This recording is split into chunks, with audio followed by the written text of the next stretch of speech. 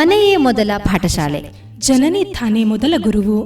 ಜನನಿಯಿಂದ ಪಾಠ ಕಲಿತ ಜನರೇ ಧನ್ಯರು ಎಂಬ ಕವಿವಾಣಿಯಂತೆ ಹಿರಿಯರ ಅನುಭವ, ಗುರುಗಳ ಮಾರ್ಗದರ್ಶನ, ತಂದೆ ತಾಯಂದಿರ ಪ್ರೀತಿ ವಾತ್ಸಲ್ಯದ ಜೊತೆಗೆ ಮಗುವಿನ ಕಲಿಕಾ ಸಾಮರ್ಥ್ಯವನ್ನು ಅನಾವರಣಗೊಳಿಸುವ ಕಾರ್ಯಕ್ರಮವೇ ಮನೆಯೇ ಮೊದಲ ಪಾಠಶಾಲೆ. ತಪ್ಪದೇ ಕೇಳಿ ಪ್ರತಿ ಭಾನುವಾರ ಬೆಳಗ್ಗೆ 10:20 ಹಾಗೂ ಮರುಪ್ರಸಾರ ಸೋಮವಾರ ಮಧ್ಯಾಹ್ನ 3:40 ನಿಮ್ಮ ಜನಧ್ವನಿ ಬಾನುಲಿ ಕೇಂದ್ರದಿಂದ ಪ್ರಸಾರವಾಗಲಿದೆ.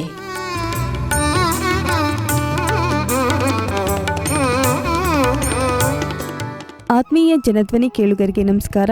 ಇದು ನಿಮ್ಮ ನೆಚ್ಚಿನ ಹಾಗೂ ಮೈಸೂರಿನ ಮೊಟ್ಟಮೊದಲ ಸಮುದಾಯ ಬಾನುಲಿ ಕೇಂದ್ರ ಜನಧ್ವನಿ 90.8 ಕಂಪನಾಂಕದಲ್ಲಿ ಸರಗೂರಿನಿಂದ ಪ್ರಸಾರವಾಗುತ್ತಿದೆ. ನಾನು ನಿಮ್ಮ ರೇಡಿಯೋ ಗೆಳತಿ ಪ್ರೀತಿ.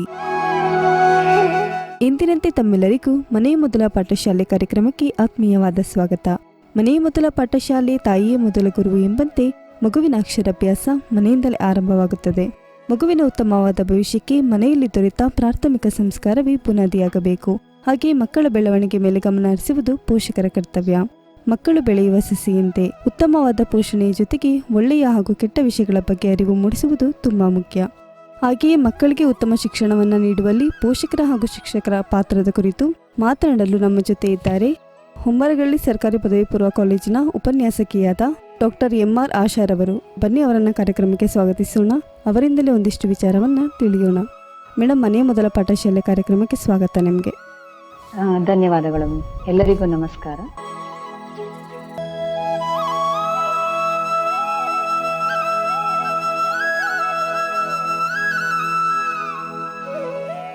ಮೇಡಮ್, ಮೊದಲಿಗೆ ನಿಮ್ಮ ಪರಿಚಯವನ್ನ ನಮ್ಮ ಜನಧ್ವನಿ ಕೇಳುಗರಿಗೆ ಮಾಡಿಕೊಡಿ ಮ್ಯಾಮ್. ಓಕೆ, ನನ್ನ ಹೆಸರು ಡಾಕ್ಟರ್ ಎಂ.ಆರ್. ಆಶಾ. ನಾನು ಕಳೆದ 14 ವರ್ಷಗಳಿಂದ ಸರ್ಕಾರಿ ಪದವಿ ಪೂರ್ವ ಕಾಲೇಜು ಹೊಮ್ಮರಗಳ್ಳಿ HD ಕೋಟೆ ತಾಲೂಕು ಇಲ್ಲಿ ರಾಜ್ಯಶಾಸ್ತ್ರ ವಿಷಯದ ಉಪನ್ಯಾಸಕಿಯಾಗಿ ಕರ್ತವ್ಯ ನಿರ್ವಹಿಸ್ತಾ ಇದ್ದೀನಿ.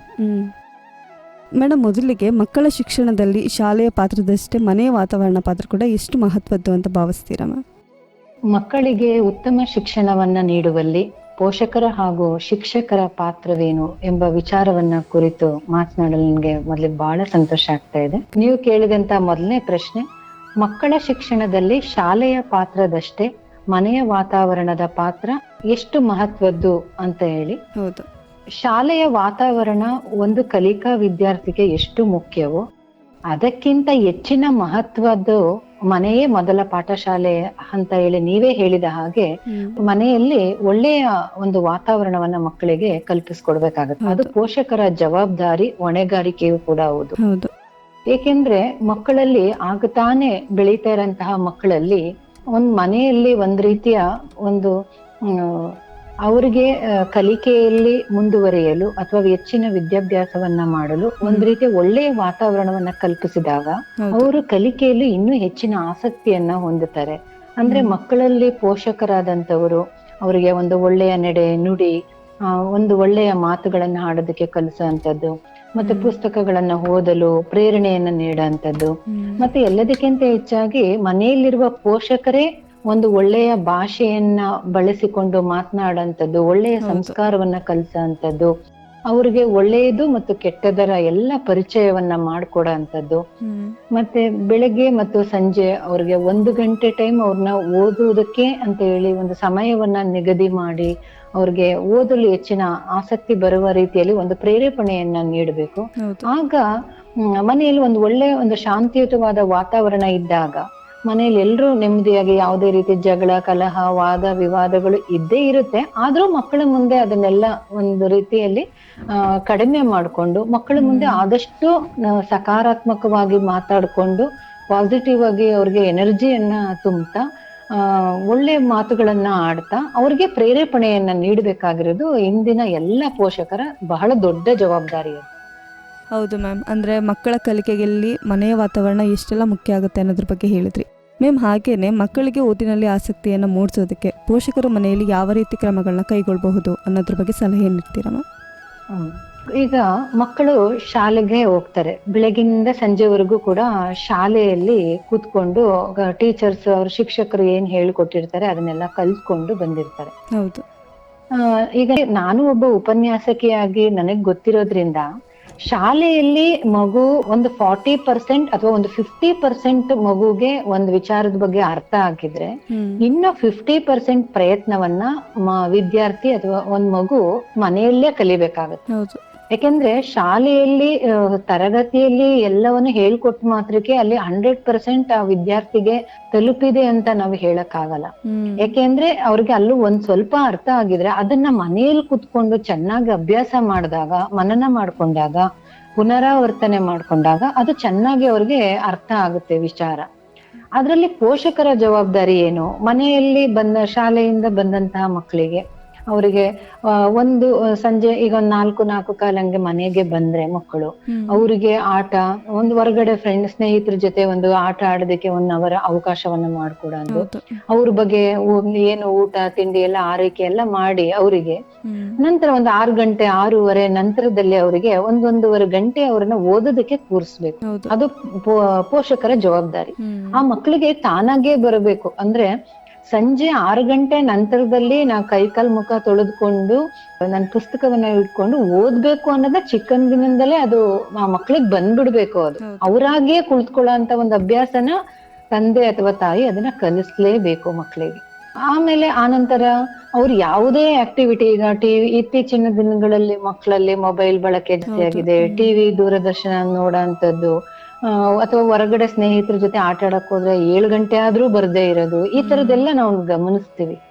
ಹಾಗಾಗಿ ಪೇರೆಂಟ್ಸ್ ಜವಾಬ್ದಾರಿ ಏನು ಅಂದ್ರೆ ಅವರಿಗೆ ಈ ಟೈಮಿಗೆ ನೀನ್ ಆಟ ಆಡ್ಕೊಂಡ್ ಮನೆಗ್ ಬಂದ್ಬಿಡ್ಬೇಕು, ಈ ಟೈಮಿಗೆ ನೀನ್ ಓದೋದಕ್ಕೆ ಕೂರ್ಬೇಕು ಅಂತ ಒಂದು ಡಿಸಿಪ್ಲಿನ್ ನ ಕಲಿಸ್ದಾಗ ಮನೆಯಲ್ಲೂ. ಈಗ ಶಾಲೆಯಲ್ಲಿ ಹೇಗೆ ಒಂದು ಡಿಸಿಪ್ಲಿನ್ ಇರುತ್ತೆ, ಒಂದು ಪ್ರೇಯರ್ ಇರುತ್ತೆ, ಪ್ರೇಯರ್ ಆದ್ಮೇಲೆ first period, second period, lunch break, ಈ ತರ ಎಲ್ಲ ಹೇಗೆ ಒಂದು ನಿಗದಿತ ವೇಳಾಪಟ್ಟಿಯಲ್ಲಿ ಹೇಗ್ ನಡೆಯುತ್ತೆ, ಅದೇ ರೀತಿ ಮನೆಯಲ್ಲೂ ಕೂಡ ವಿದ್ಯಾರ್ಥಿಗಳು ಒಂದು ವೇಳಾಪಟ್ಟಿನ ಹಾಕೊಂಡು ಅಥವಾ ಪೋಷಕರು ಆ ಮಕ್ಕಳಿಗೆ ಚಿಕ್ಕ ಮಕ್ಕಳಾದ್ರೆ ಅವ್ರಿಗೆ ತಿಳಿಸ್ಕೊಟ್ಟು ಇಷ್ಟರಿಂದ ಇಷ್ಟು ಗಂಟೆವರೆಗೆ ನೀನು ಓದ್ಬೇಕು, ಇಷ್ಟು ಟೈಮಿಂದ ಇಷ್ಟು ಟೈಮಲ್ಲಿ ನೀನು ಟಿವಿ ಅಥವಾ ನೀನೊಂದು ನೋಡ್ಬಹುದು, ಅಥವಾ ಒಂದು ಡ್ರಾಯಿಂಗ್ ಮಾಡೋಂಥದ್ದು, ಅಥವಾ ಒಂದು ಹಾಡು ಹೇಳೋಂಥದ್ದು, ಏನಾದ್ರೂ ಒಂದು ಆಕ್ಟಿವಿಟಿಯಲ್ಲಿ ಮಕ್ಕಳನ್ನ ತೊಡಗಿಸ್ಬೇಕು. ಅದು ಅವ್ರ ಜವಾಬ್ದಾರಿ. ಆಗ ಆ ಮಕ್ಕಳಿಗೆ ಇನ್ನೂ ಕೂಡ ನನಗೆ ಹೆಚ್ಚು ಓದ್ಬೇಕು, ಕಲಿಯಬೇಕು ಅನ್ನೋ ಆಸಕ್ತಿ ಅವ್ರಿಗೆ ಬರುತ್ತೆ. ಮತ್ತೆ ಅವ್ರನ್ನ ಒಂಟಿಯಾಗಿ ಬಿಡಬಾರ್ದು. ಅವರು ಕೂಡ ಜೊತೆಯಲ್ಲಿ ಸಾಧ್ಯ ಆದಷ್ಟು ಸ್ವಲ್ಪ ಜೊತೆಯಲ್ಲಿ ಕೂತ್ಕೊಳ್ಳೋ ಅಂತದ್ದು, ಏನು ವರ್ಕ್ ಕೊಟ್ಟಿದ್ದಾರೆ ಅದನ್ನ ಹೋಮ್ ವರ್ಕ್ ಇರ್ಬೋದು, ಅಥವಾ ಇವತ್ತು ಏನ್ ಬರ್ದೆ, ಈಗ ಸಾಕ್ಷರತೆಯನ್ನು ಹೊಂದಿರೋಂತ ಪೇರೆಂಟ್ಸ್ ಆದ್ರೆ ಅಷ್ಟೆಲ್ಲಾ ಮಾಡ್ಬೋದು. ಈಗ ಅನಕ್ಷರಸ್ಥರಾದ್ರೂ ಕೇಳ ಅಂತದ್ದು, ವಿಚಾರಿಸ ಅಂತದ್ದು, ಇವತ್ತು ಏನ್ ಪಾಠ ಮಾಡಿದ್ರು ಅಷ್ಟನ್ನಂತೂ ಖಂಡಿತ ಅನಕ್ಷರಸ್ಥರಾದ್ರೂ ಕೇಳ್ಬಹುದು ಮಕ್ಕಳನ್ನ. ಇವತ್ತು ಏನ್ ಪಾಠ ಮಾಡಿದ್ರು, ಇವತ್ತು ಎಷ್ಟು ಗಂಟೆ ಆಯ್ತು, ನಿನ್ಗೆಲ್ಲಾ ಅರ್ಥ ಆಯ್ತಾ ಅಂತ ಹೇಳಿ ಅವ್ರ ಬಗ್ಗೆ ಒಂದ್ ಕೇರ್, ಒಂದ್ ಕನ್ಸರ್ನ್ ಮಾಡಿದಾಗ ಅವ್ರಿಗೆ ಇನ್ನೂ ನನ್ ಬಗ್ಗೆ ಅವ್ರಿಗೆ ಆಸಕ್ತಿ ಇದೆ, ನಾನು ಓದ್ಬೇಕು ಅನ್ನೋ ಒಂದು ಮನೋಭಾವನೆಯನ್ನ ವಿದ್ಯಾರ್ಥಿ ಚಿಕ್ಕಂದಿನಿಂದ ಅದು ರೂಪಿಸ್ಕೊಳ್ತಾ ಹೋಗ್ತಾನೆ. ಹೌದು ಮ್ಯಾಮ್. ಅಂದ್ರೆ ಪೋಷಕರು ಮಕ್ಕಳಿಗೆ ಒಂದ್ ರೀತಿಯ ವೇಳಾಪಟ್ಟಿಯ ಮೂಲಕ ಕಲಿಕಾ ಕ್ರಮವನ್ನ ನೀಡಬೇಕು ಅನ್ನೋದ್ರ ಬಗ್ಗೆ ಹೇಳಿದ್ರಿ ಮ್ಯಾಮ್. ಹಾಗೇನೆ ಮಕ್ಕಳಿಗೆ ಮೌಲ್ಯಗಳು ಮತ್ತು ನೈತಿಕತೆಯನ್ನು ಕಲಿಸುವಲ್ಲಿ ಪೋಷಕರು ಹೇಗೆ ಮಾದರಿಯಾಗಬೇಕು ಅಂತ ಹೇಳ್ತೀರಾ? ಮಕ್ಕಳಿಗೆ ಮೌಲ್ಯಗಳು ಮತ್ತು ನೈತಿಕತೆ ಅಂತ ಹೇಳಿ ಬಂದಾಗ ಸಂಸ್ಕಾರ ರಹಿತ ಶಿಕ್ಷಣ ಯಾವುದಕ್ಕೂ ಪ್ರಯೋಜನ ಬರಲ್ಲ. ಯಾಕೆಂದ್ರೆ ವಿದ್ಯಾರ್ಥಿಗಳು ಗಿಡವಾಗಿ ಬಗ್ಗದ್ದು ಮರವಾಗಿ ಬಗ್ಗಿತೆ ಎಂಬ ಒಂದು ನಾಣ್ಣುಡಿ ಏನಿದೆ, ಹಾಗೆ ವಿದ್ಯಾರ್ಥಿಗಳು ಮತ್ತು ಚಿಕ್ಕ ಮಕ್ಕಳುಗಳು ಚಿಕ್ಕಂದಿನಿಂದಲೂ ಕೂಡ ಒಂದು ಒಳ್ಳೆ ನೈತಿಕತೆ, ಒಂದು ಸಂಸ್ಕಾರ, ವಿನಯತೆ, ದೊಡ್ಡವರು ಹಿರಿಯರಿಗೆ ಗುರುಗಳಿಗೆ ಗೌರವವನ್ನ ಕೊಡುವಂಥದ್ದು, ಒಂದು ಒಳ್ಳೆಯತನದಿಂದ ಒಳ್ಳೆ ಭಾಷೆಯನ್ನ ಬಳಸಿ ಮಾತನಾಡೋ ಅಂಥದ್ದು, ಎಲ್ಲ ಸಂಸ್ಕಾರಗಳು ಮನೆಯಿಂದನೇ ಬರೋ ಅಂಥದ್ದು. ಅದನ್ನ ಹೇಗೆ ಕಲಿಸ್ಬೇಕು ಅನ್ನೋ ಪ್ರಶ್ನೆ ಬಂದಾಗ ನಿಜವಾಗ್ಲೂ ಸಂಸ್ಕಾರ ಅನ್ನೋದು ಕಲಿಸ ಅಂತದಲ್ಲ. ತಂದೆ ತಾಯಿ ಹೇಗಿರ್ತಾರ ಹಾಗೆ ಮಕ್ಕಳು ನೋಡಿ ಕಲಿತಾರೆ. ತಂದೆ ತಾಯಿ ಅದು ಸಂಸ್ಕಾರವಂತರಾಗಿದ್ರೆ, ಅವರು ವಿನಯವಂತರಾಗಿದ್ರೆ, ಮಕ್ಕಳು ಅದನ್ನ ನೋಡ್ತಾ ನಾವು ಹಾಗೆ ಇರ್ಬೇಕು ಅನ್ನೋದನ್ನ ಅವರು ನೋಡಿ ಕಲಿತಾ ಹೋಗ್ತಾರೆ. ಒಂದ್ ವೇಳೆ ಅವ್ರೇನಾದ್ರೂ ತಪ್ಪು ದಾರಿಗೆ ಹೋದಂತ ಸಂದರ್ಭದಲ್ಲಿ ಅಥವಾ ನಡವಳಿಕೆ ಸಣ್ಣ ಪುಟ್ಟ ತಪ್ಪುಗಳು ಮಾಡ್ತಿರ್ತಾರೆ ಮಕ್ಕಳು, ಅದನ್ನ ನಾವು ಅವ್ರಿಗೆ ಈ ತರ ಅಲ್ಲ ಹೀಗೆ ಅಂತೇಳಿ ಅವ್ರಿಗೆ ತಿಳಿಸ್ಕೊಡೋಂತ ಪ್ರಯತ್ನಗಳನ್ನ ಮಾಡ್ಬೇಕು. ಅರಿವನ್ ಅಂದ್ರೆ ಅವ್ರಿಗೆ ಇದನ್ನ ಹೀಗ್ ಮಾತಾಡ್ಬಾರ್ದು, ಹೀಗ್ ಮಾತಾಡ್ಬೇಕು, ಮತ್ ಮನೆಗೆ ಯಾರಾದ್ರೂ ದೊಡ್ಡವರು ಯಾರಾದ್ರು ನೆಂಟರಿಷ್ಟರು ಬಂದಾಗ ಆ ಮಕ್ಕಳಿಗೆ ನೀರ್ ತಗೊಂಡು ಕೊಡೋದಕ್ಕೆ ಹೇಳ್ಕೊಡ ಅಂತದ್ದು, ಅಥವಾ ಏನಾದ್ರು ಒಂದ್ ಸಣ್ಣ ಪುಟ್ಟ ಕೆಲಸಗಳನ್ನ ಅವ್ರಿಗೆ ಅವ್ರ ಹತ್ರ ಮಾಡಿಸಿದಾಗ ಆ ಮಕ್ಕಳಿಗೆ ಮನೆಗೆ ಯಾರಾದ್ರು ಬಂದ್ರೆ ಹೇಗ್ ಮಾತಾಡ್ಸೋದು, ಹೇಗೆ ಎಲ್ಲಾ ವಿಚಾರಗಳು ಗೊತ್ತಾಗ್ತಾ ಹೋಗುತ್ತೆ. ಏನಂದ್ರೆ ಈ ಚಿಕ್ಕ ಮಕ್ಕಳು ಅಂತ ಹೇಳಿ ನಾವು ಅವ್ರನ್ನ ಫ್ರೀಯಾಗಿ ಬಿಡ್ದೇನೆ ಅವ್ರನ್ನ ನಮ್ ಜೊತೆ ಇನ್ವಾಲ್ವ್ಮೆಂಟ್ ಮಾಡ್ಕೊಂಡಾಗ, ನಮ್ ಜೊತೆ ಅವ್ರನ್ನ ನಾವು ಜೊತೆಗೂಡಿಸ್ಕೊಂಡು ಎಲ್ಲಾ ಕೆಲಸ ಕಾರ್ಯಗಳನ್ನ ನಾವು ಮಾಡ್ತಾ ಹೋದಾಗ ಆಗ ಅವರು ನಮ್ ಜೊತೆನಲ್ಲಿ ಎಲ್ಲದೂ ಕೂಡ ಅವ್ರಿಗೆ ತಿಳುವಳಿಕೆ ಬರ್ತಾ ಹೋಗುತ್ತೆ. ಆತರ ನಾವು ಅಂದ್ರೆ ನಮ್ ಜೊತೆ ಅವ್ರನ್ನ ಒಂದ್ಗೂಡ್ಸ್ಕೋಬೇಕು. ಏನೇ ಕೆಲಸ ಮಾಡುವಾಗ್ಲು ಅವರು ರಜಾ ದಿನಗಳಲ್ಲಿ ಇದ್ದಾಗ ನಾವ್ ಅವ್ರನ್ನ ಅವ್ರ ಪಾಡಿಗೆ ಆಟ ಆಡಕ್ಕೆ ಅಂತಾನೆ ಬಿಟ್ಬಿಡ್ಬಾರ್ದು. ನಮ್ ಜೊತೆ ನಾವೇನೋ ಒಂದ್ ಕೆಲಸ ಮಾಡ್ತೇವೆ, ಅದು ಸಣ್ಣ ಪುಟ್ಟ ಕೆಲಸಗಳನ್ನ ಅವ್ರ ಜೊತೆ ನಮ್ ಜೊತೆನೆ ಸೇರ್ಸ್ಕೊಂಡಾಗ ಆಗ ಅವ್ರ ಭಾವನೆಗಳನ್ನು ಹಂಚ್ಕೊಳ್ತಾರೆ. ಜೊತೆಗೆ ನಾವ್ ಏನ್ ಮಾಡ್ತಾ ಇದೀವಿ ಅನ್ನೋದ್ರ ಬಗ್ಗೆನೂ ಅವ್ರಿಗೆ ಒಂದು ಅರಿವು ಮೂಡುತ್ತೆ. ಆಗ ಅವರು ನೈತಿಕತೆ ಮತ್ತೆ ಸಂಸ್ಕಾರ, ವಿನಯತೆ ಎಲ್ಲವನ್ನ ಅವರು ಕಲಿತಾ ಒಂದು ಬಂಡೆ ಕಲ್ಲು ಎಷ್ಟು ಉಳಿ ಪೆಟ್ಟುಗಳನ್ನ ತಿಂದು ಒಂದು ದೊಡ್ಡ ಮೂರ್ತಿಯಾಗಿ ಸುಂದರ ವಿಗ್ರಹವಾಗಿ ಒಂದು ರೆಡಿ ಆಗುತ್ತೋ ಹಾಗೆ ಒಬ್ಬ ವಿದ್ಯಾರ್ಥಿ ಮನೆಯಿಂದ ಮತ್ತು ಶಿಕ್ಷಕರಿಂದ ಒಳ್ಳೆಯ ಸಂಸ್ಕಾರವನ್ನ ಕಲಿತಾ ದೇಶಕ್ಕೆ ಬೇಕಾದಂತ ಒಳ್ಳೆ ಪ್ರಜೆ ಆಗ್ತಾನೆ ಅಂತ ಖಂಡಿತ.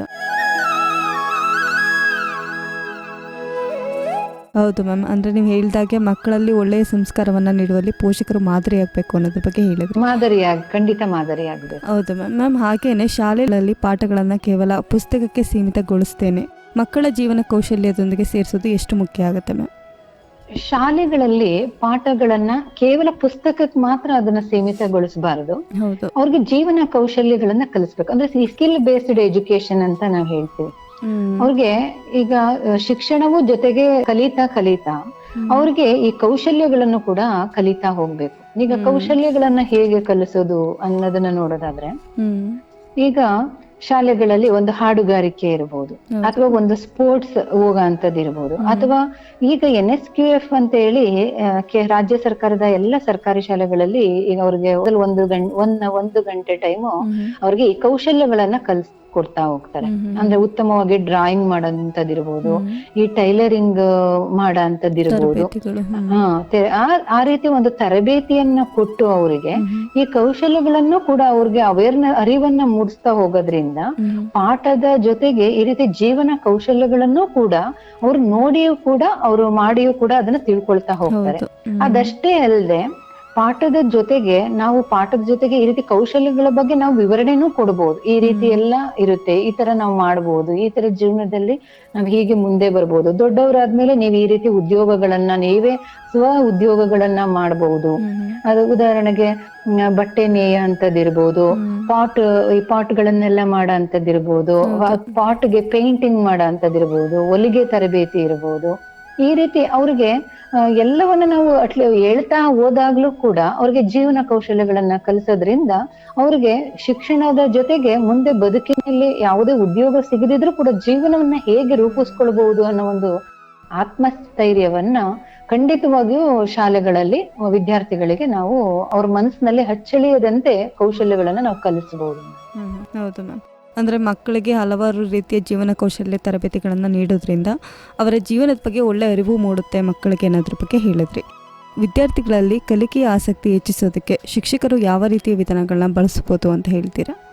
ವಿದ್ಯಾರ್ಥಿಗಳಲ್ಲಿ ಕಲಿಕೆಯ ಆಸಕ್ತಿ ಹೆಚ್ಚಿಸಬೇಕು ಅಂದ್ರೆ ಶಿಕ್ಷಕರು ಯಾವ ಹೊಸ ವಿಧಾನಗಳನ್ನ ಬಳಸಬಹುದು?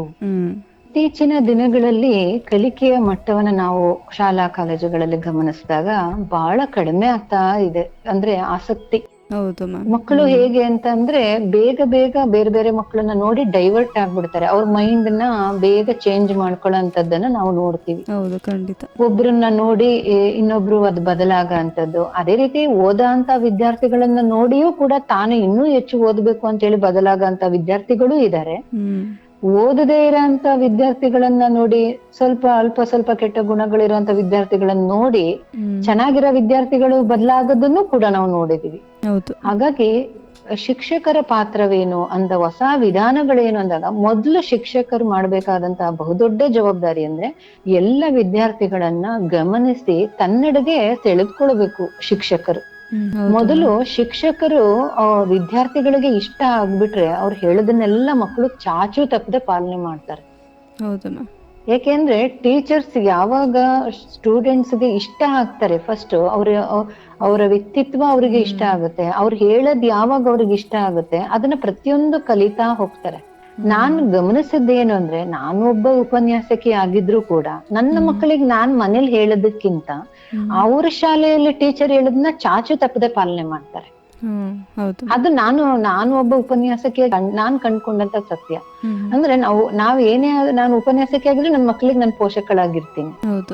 ಆದ್ರೆ ಶಾಲೆಯಲ್ಲಿ ಅವರು ಟೀಚರ್ ಏನ್ ಹೇಳಿದ್ರು ಕೂಡ ಅದನ್ನ ಕಡಾಖಂಡಿತವಾಗಿ ಪಾಲನೆ ಮಾಡ್ತಾರೆ. ಹಾಗಾಗಿ ಪೋಷಕರ ಜವಾಬ್ದಾರಿ ಅಷ್ಟೇ ಇದೆ, ಅದಕ್ಕಿಂತ ಹೆಚ್ಚಿನ ಜವಾಬ್ದಾರಿಯನ್ನ ನಾನು ಶಿಕ್ಷಕರಿಗೆ ಕೊಡೋದಕ್ಕೇನೆ ನಾನು ಇಷ್ಟಪಡ್ತೀನಿ. ಅವರೇ ಜವಾಬ್ದಾರಿಯನ್ನ ಜಾಸ್ತಿ ತೆಗೆದುಕೊಳ್ಬೇಕು. ಯಾಕೆಂದ್ರೆ ದಿನದ ಒಂದು 6-7 ಗಂಟೆ ಟೈಮ್ ಅವರು ತರಗತಿಗಳಲ್ಲಿ ಕಳೀತಾರೆ, ಶಾಲೆಯ ವಾತಾವರಣದಲ್ಲಿ ಇರ್ತಾರೆ, ನಮ್ ಕೈ ಕೆಳಗಡೆ ಮಕ್ಕಳುಗಳು ಕಲಿತಾ ಇರ್ತಾರೆ.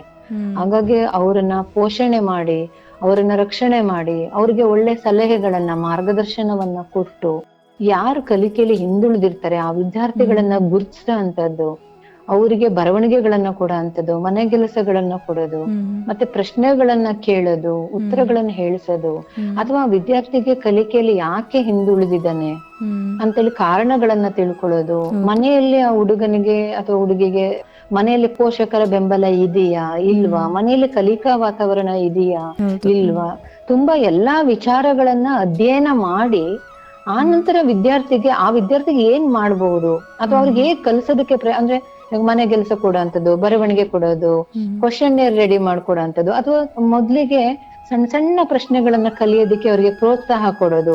ಯಾಕೆಂದ್ರೆ ಸಣ್ಣ ಸಣ್ಣ ಉತ್ತರಗಳನ್ನ 5-6 ಸಲ ಅವ್ರು ಉತ್ತರ ಹೇಳಿದಾಗ ಅವ್ರಿಗೆ ಆತ್ಮಸ್ಥೈರ್ಯ ಬಂದ್ಬಿಡುತ್ತೆ. ಓ ಮಿಸ್ ಇವತ್ತು ನಮ್ಗೆ ಶಾಲೆಯಲ್ಲಿ ಎಲ್ರೂ ಮುಂದೆ ಹೇಳಿದೀನಿ ಅನ್ನೋ ಒಂದು ಕಾನ್ಫಿಡೆನ್ಸ್, ಆತ್ಮಸ್ಥೈರ್ಯ ಬಂದಾಗ ನಾವ್ ಏನ್ ಹೇಳಿದ್ರು ಆ ಮಗು ಕಲಿತಾ ಹೋಗೋದಕ್ಕೆ, ಅಂದ್ರೆ ಆ ಮಗುಗೆ ಒಂದು ಪ್ರೇರೇಪಣೆಯನ್ನ ಕೊಡ್ಬೇಕು. ಒಳ್ಳೆ ಮಾತುಗಳನ್ನ ಹಾಡಿ ಒಂದ್ ರೀತಿ ಅವ್ರಿಗೆ ಪ್ರಶಂಸೆ ನಾವು ಮಾಡಿದಾಗ ಆ ಪ್ರಶಂಸೆ ಅವನನ್ನ ಯಾವ ಮಟ್ಟಕ್ಕೆ ಬೇಕಾದ್ರೂ ಅದು ತೆಗೆದುಕೊಂಡು ಹೋಗಿ ನಿಲ್ಸುತ್ತೆ. ಆ ಶಕ್ತಿ ಶಿಕ್ಷಕರಿಗೆ ಮಾತ್ರನೇ ಇರೋದು. ಖಂಡಿತ. ಹಾಗಾಗಿ ನಮ್ಮ ಭಾರತ ದೇಶದ ರಾಷ್ಟ್ರಪಿತ ಮಹಾತ್ಮ ಗಾಂಧೀಜಿ ಒಂದ್ ಮಾತು ಹೇಳ್ತಾರೆ, ಏನಂದ್ರೆ ಈ ದೇಶದ ಭವಿಷ್ಯ ಅಡಗಿರುವುದು ತರಗತಿಯ ಕೋಣೆಗಳಲ್ಲಿ ಅಂತ ಒಂದ್ ಮಾತು ಹೇಳ್ತಾರೆ. ಈ ಭಾರತ ದೇಶದ ಭವಿಷ್ಯ ಎಲ್ಲಿ ಅಡಗಿದೆ ಅಂದ್ರೆ ತರಗತಿಯ ಕೋಣೆಗಳಲ್ಲಿ ಅಂತ ಒಂದ್ ಮಾತು ಹೇಳ್ತಾರೆ. ಅಂದ್ರೆ ವಿದ್ಯಾರ್ಥಿಗಳನ್ನ ದೇಶದ ಉತ್ತಮ ಪ್ರಜೆಗಳನ್ನಾಗಿ ರೂಪಿಸ್ಬೇಕಾಗಿರೋಂತಹ ಬಹು ದೊಡ್ಡ ಜವಾಬ್ದಾರಿ ಶಿಕ್ಷಕರ ಮೇಲೆ ಇದೆ.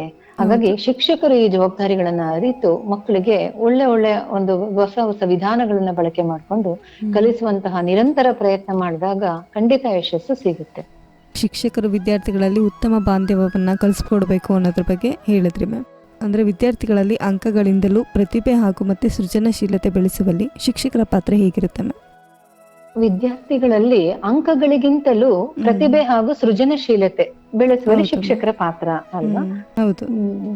ವಿದ್ಯಾರ್ಥಿಗಳಲ್ಲಿ ಈಗ ಒಂದು ವಿದ್ಯಾರ್ಥಿ ಅಥವಾ ಒಂದು ಮಗು ಶಾಲೆಗೆ ಬರ್ತಿದೆ ಅಂದ್ರೆ ಶಾಲೆಗೆ ಕಳುಹಿಸುವುದು ಜ್ಞಾನಾರ್ಜನೆಗಾಗಿ ಅನ್ನೋ ಒಂದು ಮನೋಭಾವನೆನ ಮೊದ್ಲು ಪೋಷಕರು ಹೇಳಬೇಕು. ಟೀಚರ್ಸ್ಗಳು ಅಂದ್ರೆ ಶಿಕ್ಷಕರು ಕೂಡ ಆ ಮಗುವಿಗೆ ಮನದಟ್ಟು ಮಾಡಿಸ್ಬೇಕು. ಯಾಕೆಂತಂದ್ರೆ ನಾವು ಶಿಕ್ಷಣವನ್ನ ನೀಡೋದು ಜ್ಞಾನಾರ್ಜನೆಗಾಗಿ. ಆದ್ರೆ ಅಂಕಗಳು ಅಷ್ಟೇ ಮುಖ್ಯವೂ ಕೂಡ ಆಗುತ್ತೆ. ಯಾಕೆಂದ್ರೆ ಒಂದು ಫಲಿತಾಂಶ ಅಂತ ಹೇಳಿ ಬಂದಾಗ ವಿದ್ಯಾರ್ಥಿ ಅತಿ ಕಡಿಮೆ ಅಂಕಗಳನ್ನ ಗಳಿಸಿದಂತ ಸಂದರ್ಭದಲ್ಲಿ ಅನುತ್ತೀರ್ಣ ಅಥವಾ ಫೇಲ್ ಆಗೋ ಸಂಭವ ಜಾಸ್ತಿ ಇರುತ್ತೆ. ಆಗ ಅಂಕಗಳು ಮುಖ್ಯ ಅಲ್ಲ ಅನ್ನೋದಕ್ಕೂ ಆಗೋದಿಲ್ಲ. ಅಂಕಗಳು ಮುಖ್ಯ ಆಗುತ್ತೆ ಒಂದು ಲೆವೆಲ್ ಬಂದಾಗ. ಯಾಕೆಂದ್ರೆ ಪಾಸ್ ರಿಸಲ್ಟ್ ಉತ್ತೀರ್ಣ ಆಗ್ಬೇಕಾದ್ರೆ ವಿದ್ಯಾರ್ಥಿಗಳು ಅಂಕಗಳನ್ನ ಗಳಿಸ್ಬೇಕಾಗತ್ತೆ ನಿಜ. ಆದ್ರೆ ಅಂಕಗಳನ್ನ ಗಳಿಸದೇ ಏನು ಶಿಕ್ಷಣ ಅಲ್ಲ. ಯಾಕೆಂತಂದ್ರೆ ನಿಜವಾದ ಶಿಕ್ಷಣ ಅಂತ ಅಂದ್ರೆ ವಿದ್ಯಾರ್ಥಿಗಳಿಗೆ ಅರಿವನ್ನ ಮೂಡಿಸೋಂಥದ್ದು, ತಿಳುವಳಿಕೆಯನ್ನ ಹೆಚ್ಚಿಸೋಂಥದ್ದು, ಅವ್ರಿಗೆ ಅವರ ತಿಳುವಳಿಕೆಯನ್ನ ಹೆಚ್ಚಿಸಿ ಅವರಲ್ಲಿ ಒಳಗೆ ಅಡಗಿರುವಂತಹ ಸುಪ್ತ ಪ್ರತಿಭೆಯನ್ನ ಹೊರಗೆಳೆಯುವುದೇ ನಿಜವಾದ ಶಿಕ್ಷಕನ ಒಂದು ಗುರಿ. ಯಾಕೆಂದ್ರೆ ಯಾರಲ್ಲಿ ಯಾವ ಪ್ರತಿಭೆ ಅಡಗಿದೆ ಅನ್ನೋದು ನಾವ್ ಯಾರೂ ಕೂಡ ಐಡೆಂಟಿಫೈ ಮಾಡಕ್ಕಾಗಲ್ಲ. ಅದನ್ನ ನಾವು ವಿದ್ಯಾರ್ಥಿಗಳಿಗೆ ನಾವು ಹೀಗಲ್ಲ ಹೀಗೆ ಅಂತ ಹೇಳಿದಾಗ ವಿದ್ಯಾರ್ಥಿ ಮುಂದೆ ಬರ್ತಾನೆ. ನನಗೆ ಹಾಡುಗಾರಿಕೆಯಲ್ಲಿ ಆಸಕ್ತಿ ಇದೆ, ನನಗೆ ಸ್ಪೋರ್ಟ್ಸ್ ಅಲ್ಲಿ ಆಸಕ್ತಿ ಇದೆ, ಕ್ರೀಡೆಯಲ್ಲಿ ಆಸಕ್ತಿ ಇದೆ ಅಥವಾ ನಾನು ಡ್ರಾಯಿಂಗ್ ಚೆನ್ನಾಗಿ ಮಾಡ್ತೀನಿ, ಅಥವಾ ಪ್ರಬಂಧ ಬರೀತೀನಿ, ಈ ತರ ಒಂದು ಆಸಕ್ತಿ ಎಲ್ಲ. ಯಾಕೆಂದ್ರೆ ಪ್ರತಿಯೊಂದು ಮಗುವಿನಲ್ಲೂ ಒಂದು ಒಂದು ಕ್ರಿಯೇಟಿವಿಟಿ ಇದ್ದೇ ಇರುತ್ತೆ. ಎಂತ ಓದದಂತಹ ವಿದ್ಯಾರ್ಥಿಯಲ್ಲಿ ತುಂಬಾ ಚೆನ್ನಾಗಿ ಬರವಣಿಗೆ ಇರುತ್ತೆ, ಇಲ್ಲ ಅವನು ತುಂಬಾ ಕ್ರೀಡೆಯಲ್ಲಿ ಮುಂದೆ ಇರ್ತಾನೆ. ಹಾಗಾಗಿ ಅವರ ಪ್ರತಿಭೆಯನ್ನ ಗುರುತಿಸಿ ಅವ್ರಿಗೆ ಅದಕ್ಕೆ ಪ್ರೋತ್ಸಾಹ ನೀಡಿದಾಗ ಅವ್ರು ಅದ್ರಲ್ಲಿ ಮುಂದೆ ಬರ್ತಾರೆ. ಒಂದು ವಿಚಾರದಲ್ಲಿ ಅವ್ರು ಮುಂದೆ ಬಂದಾಗ, ಅಂದ್ರೆ ಪ್ರತಿಭೆಯನ್ನ ಇಟ್ಕೊಂಡು ಮುಂದೆ ಬಂದಾಗ, ಅವ್ರಿಗೆ ಪ್ರಶಂಸೆಗಳು ಸಿಕ್ಕಾಗ, ಆಗ ನಾನು ಕೂಡ ಇನ್ನೂ ಚೆನ್ನಾಗಿ ಓದ್ಬೇಕು ಅನ್ನೋ ಮನೋಭಾವನೆ ಆ ವಿದ್ಯಾರ್ಥಿಗೆ ಬರುತ್ತೆ. ನಾನು ಹೇಗೆ ಪ್ರತಿಭೆಯಲ್ಲಿ ಮುಂದೆ ಬಂದನೋ ಅದೇ ರೀತಿ ಓದ್ಬೇಕು ಅನ್ನೋ ಆಸಕ್ತಿನೂ ಬರುತ್ತೆ. ಜೊತೆಗೆ ಸೃಜನಶೀಲತೆ ಅಂತಂದ್ರೆ ನಮ್ಗೆ, ನಾನು ಯಾವುದೇ ಒಂದು ಉದ್ಯೋಗವಾದ್ರೂ ಸರಿ, ನಾನು ಅದನ್ನ ಒಂದ್ ರೀತಿಯಲ್ಲಿ ನನ್ನದೇ ಆದ ಒಂದು ಕೌಶಲ್ಯವನ್ನ ಬೆಳೆಸ್ಕೊಂಡು ನಾನು ಮಾಡಬಲ್ಲೆ ಅನ್ನೋ ಒಂದು ಮನೋಭಾವನೆ ಆ ವಿದ್ಯಾರ್ಥಿಗೆ ಬರುತ್ತೆ. ಅದ್ರ ಜೊತೆಗೆ ಅವ್ರಿಗೆ ಒಂದ್ ರೀತಿ ಸಂಯಮ, ತಾಳ್ಮೆ ಮತ್ತು ಯಾವ ರೀತಿ ನನ್ನ ಜೀವನವನ್ನ ರೂಪಿಸ್ಕೊಳ್ಬೇಕು ಅನ್ನೋ ಒಂದು ಆತ್ಮಸ್ಥೈರ್ಯವನ್ನ ಈ ಪ್ರತಿಭೆಗಳಿಗೆ ಅವಕಾಶ ಮಾಡಿಕೊಡೋದು ಕೊಡುತ್ತೆ.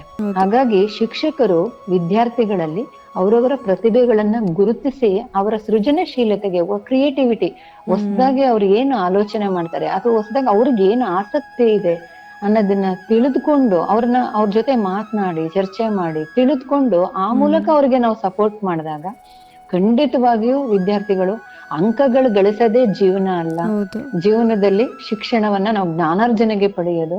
ಯಾಕೆಂದ್ರೆ ಬುದ್ಧಿವಂತಿಕೆಗಿಂತ ತಿಳುವಳಿಕೆನೇ ಮುಖ್ಯ ಆಗುತ್ತೆ. ಯಾಕೆಂದ್ರೆ ಇವತ್ತು ಎಷ್ಟೋ ಜನ ನಾವು ಉತ್ತಮ ಅಂಕಗಳನ್ನೆಲ್ಲ ಗಳಿಸಿ ದೊಡ್ಡ ದೊಡ್ಡ ಸ್ಥಾನಗಳಿಗೆ ಹೋಗಿರ್ತಾರೆ. ವೈದ್ಯರಾಗಿರ್ತಾರೆ, ಇಂಜಿನಿಯರ್ ಆಗಿರ್ತಾರೆ, ಟೀಚರ್, ಯಾವ್ದೋ ದೊಡ್ಡ ದೊಡ್ಡ ಸ್ಥಾನಗಳಿಗೆಲ್ಲ ಹೋಗಿರ್ತಾರೆ. ಅವರು ಇವತ್ತು ತಂದೆ ತಾಯಿಗಳಿಗೆ ಮನೆಯಲ್ಲಿ ಇಟ್ಕೊಳ್ದೇನೆ ವೃದ್ಧಾಶ್ರಮಕ್ಕೆ ಸೇರಿಸಿರೋಂಥದ್ದನ್ನ ನಾವು ಸಾಮಾಜಿಕ ಮಾಧ್ಯಮಗಳಲ್ಲೆಲ್ಲ ಓದ್ತೀವಿ.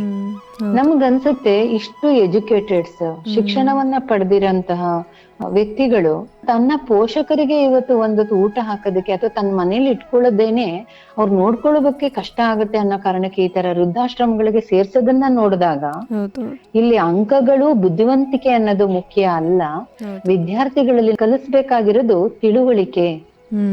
ತಿಳುವಳಿಕೆ, ಸಮಾಜಕ್ಕೆ ಬೇಕಾಗಿರೋಂತಹ ಒಂದು ಗೌರವ ಕೊಡುವಂಥದ್ದು, ಹಿರಿಯರನ್ನ ಗೌರವಿಸುವಂಥದ್ದು, ತಂದೆ ತಾಯಿಗಳ ಒಂದು ಇಚ್ಛಾಶಕ್ತಿಗೆ ಅನುಗುಣವಾಗಿ ಮಕ್ಕಳು ವರ್ತನೆ ಇದ್ದಾಗ ಆ ತಂದೆ ತಾಯಿಗಳು ನಿಜವಾಗ್ಲೂ ಪುಣ್ಯ ಮಾಡಿರ್ತಾರೆ ಅಂತ ನನಗನ್ಸುತ್ತೆ. ಹೌದು ಮ್ಯಾಮ್, ನೀವು ಹೇಳಿದ್ರಿ ಅಂಕ ಗಳಿಸೋದೇ ಶಿಕ್ಷಣ ಅಲ್ಲ, ಮಕ್ಕಳಿಗೆ ತಿಳುವಳಿಕೆಯನ್ನ ತಿಳಿಸೋದು ಮತ್ತೆ ಹಾಗೇನೆ ಮಕ್ಕಳಲ್ಲಿ ಪ್ರತಿಭೆಯನ್ನ ಗುರುತಿಸೋದು ಕೂಡ ತುಂಬಾ ಮುಖ್ಯ ಆಗುತ್ತೆ ಅನ್ನೋದ್ರ ಬಗ್ಗೆ ಹೇಳಿದ್ರಿ ಮ್ಯಾಮ್. ಹಾಗೇನೆ ಮಕ್ಕಳ ಭವಿಷ್ಯವನ್ನ ಕಟ್ಟೋದಕ್ಕೆ ಪೋಷಕರು ಮತ್ತು ಶಿಕ್ಷಕರು ಯಾವ ಮಟ್ಟಿಗೆ ಸಹಭಾಗಿಗಳಾಗಿರ್ಬೇಕು ಅಂತ ಹೇಳ್ತೀರಾ? ನಾನು ಆಗ್ಲೇ ಹೇಳಿದ ಹಾಗೆ ಮಕ್ಕಳ ಭವಿಷ್ಯವನ್ನ ಕಟ್ಟಬೇಕಾದ್ರೆ ಪೋಷಕರು ಮತ್ತು ಶಿಕ್ಷಕರು ಇಬ್ರು ಕೂಡ ಸಹಭಾಗಿಗಳಾಗ್ಬೇಕು. ನಾನು ಆಗ್ಲೇ ಹೇಳಿದಾಗೆ ಒಂದು ದೇಶದ ಭವಿಷ್ಯ ಅಡಗಿರುವುದು ತರಗತಿಯ ಕೋಣೆಯಲ್ಲಿ ಅಂತ ಹೇಳಿದಾಗ ಇಬ್ಬರು ಪಾತ್ರ ಬಹಳಷ್ಟು ಮುಖ್ಯ ಆಗಿದೆ. ಯಾಕೆಂದ್ರೆ ಒಬ್ಬ ವಿದ್ಯಾರ್ಥಿ, ಒಂದು ಮಗು ಒಂದು ಶಾಲೆಯಿಂದ ತನ್ನ ವಿದ್ಯಾಭ್ಯಾಸವನ್ನ ಪೂರ್ಣವಾಗಿ ಮುಗಿಸಿ ಸಮಾಜಕ್ಕೆ ಕಾಲಿಟ್ಟಂತ ಸಂದರ್ಭದಲ್ಲಿ ಇಬ್ಬರ ಪಾತ್ರವೂ ಅಷ್ಟೇ ಪ್ರಮುಖವಾದುದು. ಏಕೆಂದ್ರೆ ಅದರಲ್ಲೂ ಶಿಕ್ಷಕರ ಪಾತ್ರವು ಇನ್ನೂ ಬಹಳಷ್ಟಿದೆ. ಯಾಕೆಂದ್ರೆ ಪ್ರತಿಯೊಬ್ಬ ವಿದ್ಯಾರ್ಥಿಗೂ ಒಂದು ಸಪೋರ್ಟಿವ್ ಆಗಿ ನಿಂತ್ಕೊಂಡು ಅವ್ರಿಗೆ ಆತ್ಮಸ್ಥೈರ್ಯವನ್ನ ತುಂಬಿ ಸಲಹೆಗಾರರಾಗಿ ಮಾರ್ಗದರ್ಶನವನ್ನ ಮಾಡಿ ಒಳ್ಳೆಯ ತಿಳುವಳಿಕೆಯನ್ನ ನೀಡಿದಾಗ ಖಂಡಿತ ಒಂದು ಮಗು ದೇಶದ ಭವಿಷ್ಯವನ್ನ ರೂಪಿಸುವಂತಹ ಸದೃಢ ವ್ಯಕ್ತಿ ಆಗೋದ್ರಲ್ಲಿ ಅನುಮಾನವೇ ಇಲ್ಲ. ಅದರಲ್ಲಿ ಮನೆಯಲ್ಲಿ ಪೋಷಕರ ಜವಾಬ್ದಾರಿ ಅವರಿಗೆ ಒಳ್ಳೆಯ ಸಂಸ್ಕಾರವನ್ನ ಕೊಡುವಂಥದ್ದು, ಒಳ್ಳೆಯ ಗುಣ, ನಡತೆ, ಸ್ವಭಾವಗಳನ್ನ ತಿಳಿಸ್ಕೊಡೋ ಅಂಥದ್ದು ಅದು ಮನೆಯಿಂದಲೇ ಬರ್ಬೇಕು. ಯಾಕೆಂದ್ರೆ ತರಗತಿಗಳಲ್ಲಿ 100-200 ಮಕ್ಕಳು ಇದ್ದಂತ ಸಂದರ್ಭದಲ್ಲಿ ಎಲ್ಲ ಮಗುವಿಗೂ ಸಂಸ್ಕಾರ ಎಲ್ಲರೂ ಜನರಲ್ ಆಗಿ ಸಾಮಾನ್ಯವಾಗಿ ಹೇಳ್ತಾ ಹೋಗ್ತಾರೆ. ಆದ್ರೆ ಮನೆಯಲ್ಲಿ ಪೋಷಕರು ಇವುಗಳ ಬಗ್ಗೆ ಸಂಸ್ಕಾರ, ದೊಡ್ಡವರ ಜೊತೆ ಹೇಗ್ ಮಾತಾಡೋದು, ನಡೆ ನುಡಿ, ಇಂಥವನ್ನ ಸಂಸ್ಕಾರವನ್ನ ಮನೆಯಿಂದ ಬಂದಾಗ ಶಿಕ್ಷಣವು ಶಾಲೆಯಿಂದ ದೊರೆತಾಗ ಎರಡೂ ಕೂಡ ಅಲ್ಲಿ ನೈತಿಕತೆಯೂ ಬರುತ್ತೆ, ಸಂಸ್ಕಾರವೂ ಬರುತ್ತೆ. ಆಗ ವ್ಯಕ್ತಿ ಒಳ್ಳೆಯ ಒಂದು ಭವಿಷ್ಯದ ಪ್ರಜೆಯಾಗಿ ದೇಶದ ಒಂದು ಬೆನ್ನೆಲುಬಾಗಿ ನಿಲ್ಲುವಂತಹ ವ್ಯಕ್ತಿಯಾಗಿ ರೂಪುಗೊಳ್ತಾನೆ ಅನ್ನೋದು. ಹಾಗಾಗಿ ಇಬ್ಬರ ಸಹಭಾಗಿತ್ವವೂ ಅಷ್ಟೇ ಮುಖ್ಯ. ಪೋಷಕರು ಮತ್ತು ಶಿಕ್ಷಕರು ಮಗುವಿನ ಬೆಳವಣಿಗೆಯಲ್ಲಿ ಬಹಳ ಪ್ರಮುಖವಾದಂತಹ ಪಾತ್ರವನ್ನ ವಹಿಸ್ತಾರೆ. ಮಕ್ಕಳ ಉತ್ತಮವಾದ ಬೆಳವಣಿಗೆಗೆ ಪೋಷಕರು ಮತ್ತು ಶಿಕ್ಷಕರು ಇಬ್ಬರು ಕೂಡ ಸಹಭಾಗಿಗಳಾಗಿರೋದು ತುಂಬ ಮುಖ್ಯ ಆಗುತ್ತೆ ಅಂತ. ಮ್ಯಾಮ್ ಹಾಗೇನೆ ಮಕ್ಕಳ ಉತ್ತಮವಾದ ಶಿಕ್ಷಣ ಅಂತಂದ್ರೆ ಕೇವಲ ಜ್ಞಾನ ಅಲ್ಲ, ವ್ಯಕ್ತಿತ್ವವನ್ನು ರೂಪಿಸೋದು ಆಗಿರುತ್ತೆ ಅಂತ ಹೇಳ್ತೀವಿ. ಈ ಬಗ್ಗೆ ನಿಮ್ಮ ಅಭಿಪ್ರಾಯ ಏನು ಮ್ಯಾಮ್? ಹೌದು, ಮಕ್ಕಳಿಗೆ ಉತ್ತಮ ಶಿಕ್ಷಣ ಅಂತಂದ್ರೆ ಬರೀ ನಾಲೆಡ್ಜ್ ಅಂತ ಅಲ್ಲ, ಅಂದ್ರೆ ಬುದ್ಧಿವಂತಿಕೆ. ನಾಲೆಡ್ಜ್ ಗಳಿಸೋದಕ್ಕೋಸ್ಕರ ನಾಲೆಡ್ಜ್ ನಾವು ಪಡ್ಕೊಳ್ಳೋದಕ್ಕೆ ಶಾಲೆಗೆ ಹೋಗ್ತೀವಿ. ಆ ಶಿಕ್ಷಣದಿಂದ ವ್ಯಕ್ತಿತ್ವ ರೂಪುಗೊಳ್ಬೇಕು. ನಾನು ಅದನ್ನ ಹೇಳಿದ್ದು. ಇವತ್ತು ಎಷ್ಟೋ ಜನ ಬುದ್ಧಿವಂತಿಕೆ ಶಿಕ್ಷಣವನ್ನ ಪಡೆದಿದ್ದಾರೆ, ಡಬಲ್ ಡಿಗ್ರಿ, PhD ಎಲ್ಲ ಮಾಡ್ಕೊಂಡಿರ್ತಾರೆ, ಡಾಕ್ಟರ್ಗಳಾಗಿರ್ತಾರೆ, ಇಂಜಿನಿಯರ್ ಆಗಿರ್ತಾರೆ. ಅವ್ರ ಪೇರೆಂಟ್ಸ್ ನ ಇವತ್ತು ಆಶ್ರಮಕ್ಕೆ ಸೇರಿಸ್ತಿದ್ದಾರೆ ಅಂತ ನಾನೊಂದು ಉದಾಹರಣೆ ಹೇಳಿದ್ರಿ. ಆದ್ರೆ ಇಲ್ಲಿ ಅವ್ರು ಕಲ್ತಿದ್ದೇನೋ ಬರೀ ಜ್ಞಾನ. ಹೌದು, ಯಾರ ಆ ಕೆಲಸಗಳನ್ನ ಮಾಡ್ತಾರೆ, ಸಮಾಜದಲ್ಲಿ ತಂದೆ ತಾಯಿಗಳನ್ನ ದೂರ ಇರಿಸಂತದ್ದು ಅಂತವ್ರು ಏನು, ಅವರು ಸ್ವಾರ್ಥಿಗಳಾಗಿ ಅವ್ರಿಗೆ ಯಾವುದೇ ರೀತಿ ಈ ರೀತಿ ವ್ಯಕ್ತಿತ್ವ ರೂಪಿತ ಆಗಿಲ್ಲ. ಅಲ್ಲಿ ಅವರು ಜ್ಞಾನವನ್ನ ಪಡ್ಕೊಂಡ್ರು, ಬುದ್ಧಿವಂತರಾದ್ರು, ಅಂಕಗಳನ್ನ ಗಳಿಸಿದ್ರು, ಉದ್ಯೋಗನೂ ಪಡ್ಕೊಂಡ್ರು, ಆದ್ರೆ ಒಳ್ಳೆ ವ್ಯಕ್ತಿತ್ವ ರೂಪಿತ ಆಗಿಲ್ಲ. ಹೌದು, ಅಂದ್ರೆ ಒಳ್ಳೆ ವ್ಯಕ್ತಿತ್ವ ಅಂದ್ರೆ ಏನು? ಒಳ್ಳೆ ಶಿಕ್ಷಣದಿಂದ ಅಂಕಗಳನ್ನ ಗಳಿಸೋದು ಅಲ್ಲದೆ ಒಳ್ಳೆ ಪರ್ಸನಾಲಿಟಿ ಡೆವಲಪ್ಮೆಂಟ್ ಆಗ್ಬೇಕು. ಪರ್ಸನಾಲಿಟಿ ಅಂದ್ರೆ ಅವರ ನಡೆ, ನುಡಿ, ಮಾತು ಮತ್ತು ದೇಶದ ಬಗ್ಗೆ ಇರುವ ಅವರ ಅಭಿಪ್ರಾಯಗಳು.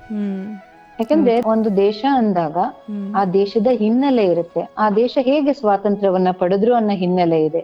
ಆ ದೇಶದ ಸಂವಿಧಾನ ಹೇಗೆ ರಚನೆ ಆಯ್ತು, ಯಾಕೆಂದ್ರೆ ಆ ದೇಶದ ಹಿನ್ನೆಲೆ ಗೊತ್ತಿರ್ಬೇಕು. ಹಿನ್ನೆಲೆ ಗೊತ್ತಿದ್ದಾಗ ಆ ವ್ಯಕ್ತಿ ಒಳ್ಳೆಯ ವ್ಯಕ್ತಿತ್ವವನ್ನು ರೂಪಿಸ್ಕೊಳ್ತಾ ಹೋಗ್ತಾನೆ ಪಾಠದಿಂದ.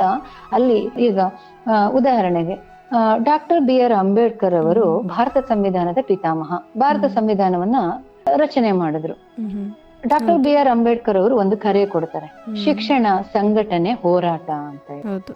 ಅಂದ್ರೆ ಫಸ್ಟ್ ಶಿಕ್ಷಣವನ್ನ ಪಡಿಬೇಕು, ನಂತರ ಸಂಘಟಿತರಾಗ್ಬೇಕು, ನಂತರ ಹೋರಾಟ ಮಾಡಬೇಕು. ಯಾವುದೇ ಸಮಸ್ಯೆಗಳಿಗೆ ನಾವು ಪರಿಹಾರವನ್ನ ಕಂಡುಕೊಳ್ಬಹುದು ಅಂತ ಒಂದು ಚರ್ಚೆ ಬರುತ್ತೆ.